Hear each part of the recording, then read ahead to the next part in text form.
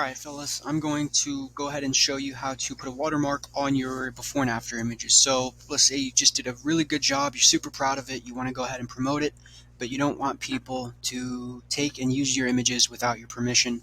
That's the whole purpose of putting a watermark on your images. Now, as most of you guys know, when it comes to my power washing images, a lot of times I don't put watermarks on it.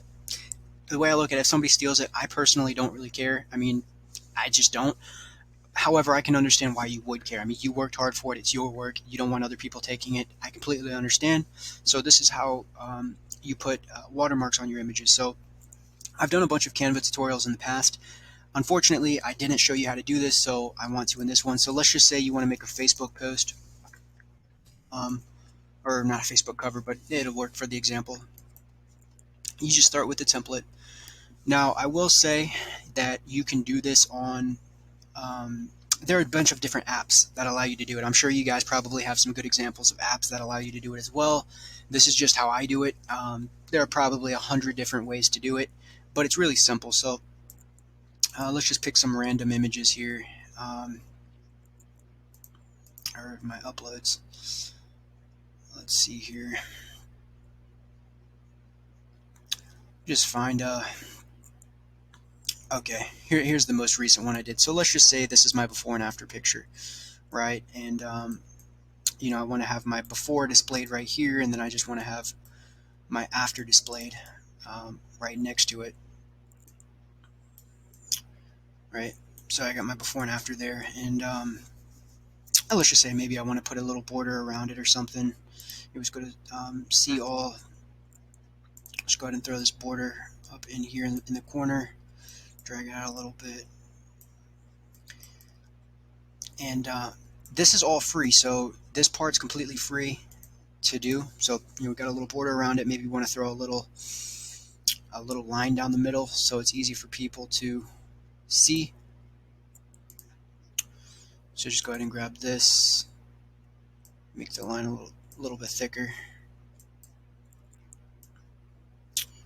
and just put that up to 90 degrees if I can get it there. There we go. Put it right there in the middle, and then we'll just pick red. Alright, so you see before and after, boom. Now here's where it gets interesting if you want to put your logo.